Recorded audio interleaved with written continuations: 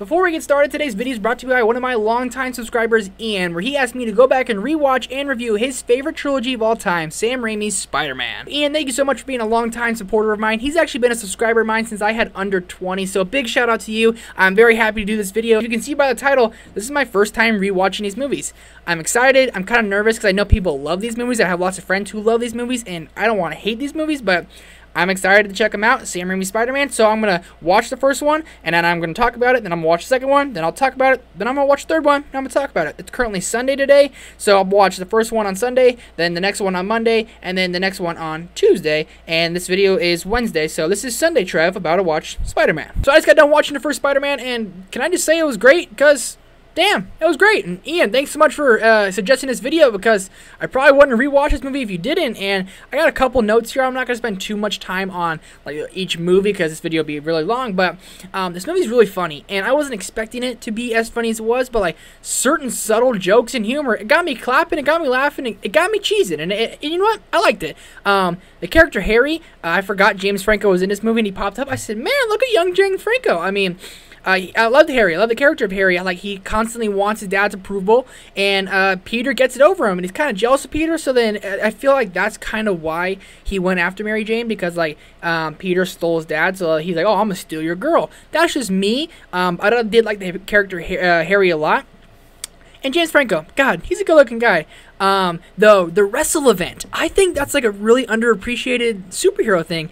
And like Spider-Man's in like his underoos thing. I know Tony Stark said that in Civil War, but Spider-Man's in his crap little outfit, and he's in there wrestling Bonesaw. And I thought it was creative. I thought it was funny. He's in a cage match wrestling, and then ultimately he didn't get the money he was looking for to get a car to impress MJ. But I thought the wrestle event was, really well done, and I thought it wasn't needed, but it was really nice to have it. One, I guess, nitpick I have is that Uncle Ben dies. Spoiler alert. It's 2002. If you guys haven't seen it, not my fault.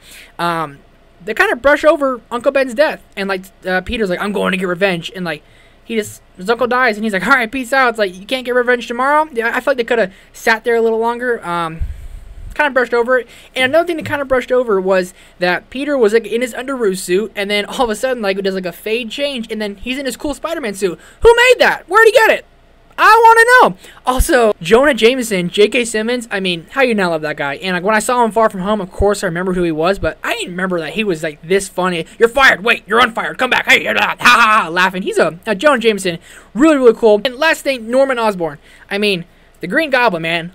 What a villain. And it's like an alter ego. It's like Schmeagol and Gollum. And I'm like, whoa, this is crazy. And I didn't expect that. And I think I remember Willem Dafoe was in it. When I was a kid, I didn't really know who Willem Dafoe was. But Willem Dafoe, I love him so much. And he's such a great actor. And this is one of the most underrated Marvel villains ever. I want to see Green Goblin in the MCU. But I'm kind of happy that we haven't. Because I don't know if anyone will be able to do what Willem Dafoe did as Green Goblin.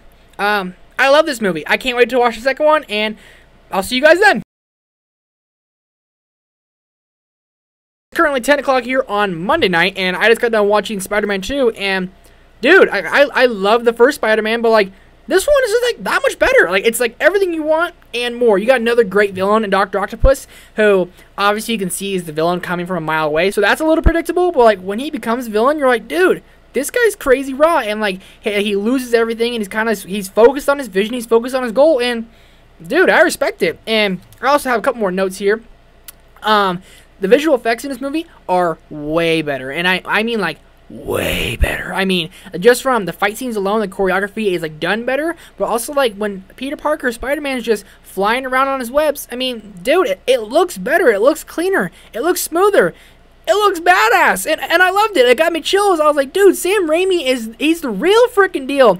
As I said, Dr. Octopus, I mean, great villain. And another Jonah Jameson, he's really good in this movie. He doesn't have a really big role, but his role's so subtle, and whenever he comes on screen, I just get a smile. I think of J.K. Simmons from Whiplash a lot, and how he went from this kind of funny, weird guy to a really serious guy in Whiplash. Anyways, that's just me. I love Whiplash, but J.K. Simmons as Jonah Jameson is awesome.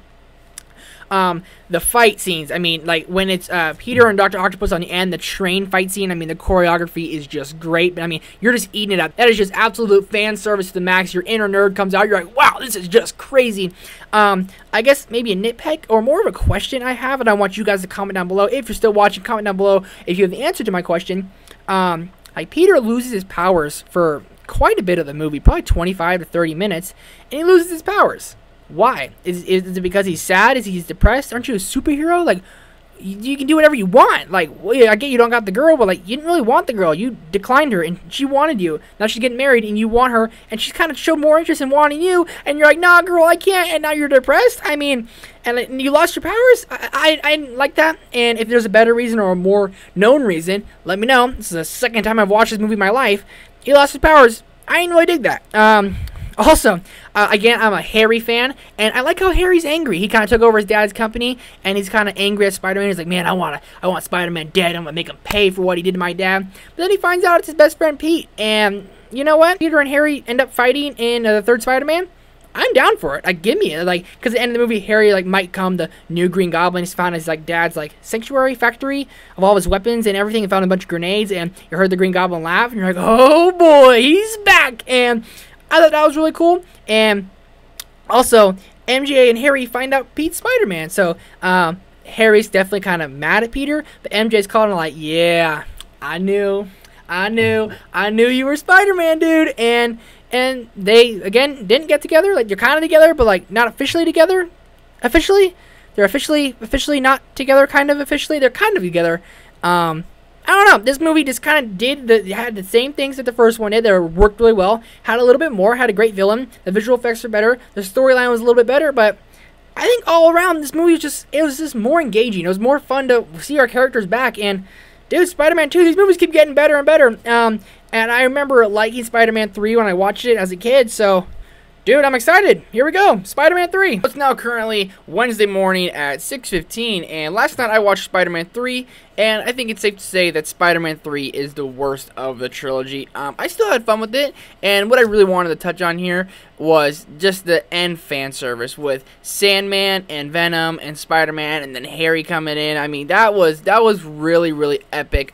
I mean, just the fighting alone was just like, it was really well choreographed. The special effects looked really good, and I don't mind Topher Grace as Eddie Brock as Venom. I thought he was fine. The Spider-Man dancing in this, I always see the meme, and I remember like that was kind of stupid, but it's stupid. He's like, you know, he's dancing. It's dumb, but Spider-Man 3 to me, it's crazy how it goes from the first one being really good to the second one being great to the third one being mediocre at best. And I feel like that's why they didn't make a fourth one, but I felt it did fine. It kind of closed some things off for our characters. When Harry died, that was pretty sad. On the Venom scene, when he's hitting all those poles and like Venom starts coming off Eddie Brock, I was like, dude, that's really cool. And like Harry blowing fire at Sandman. I mean, the special effects looked really cool, and it had a lot of cool things. And I would like to see all these kind of people maybe in the MCU one day. I think that'd be really cool. I want to see Venom in a new Spider-Man movie again because I enjoy the character Venom a lot. But overall, I think this movie kind of was just fine. It didn't really deliver overly like we wanted to. It's a little slower, kind of in the beginning and middle. Like I wasn't like so engaged, but like the end fan service to me made it up to be an okay movie. Not good, not great, but definitely an okay movie. So before we wrap things up for this review on Sam Raimi's Spider-Man trilogy, we're gonna have to go ahead and rank these. So I would go Spider-Man 2, Spider-Man 1, and Spider-Man 3. Spider-Man 2, that's one I'm going to be rewatching a lot. But Spider-Man 1's really good. Like, if I go back and rewatch this again, Spider-Man 1 I might like a little bit more than Spider-Man 2. But there it is. Sam Raimi's Spider-Man trilogy is now reviewed and ranked. Ian, thank you again so much, my man, for recommending this video. I had so much fun doing this. If any of you guys got recommendations for another videos coming up, just make sure to comment those down below. Do me a favor, go watch Spider-Man. Talk to you soon. Peace.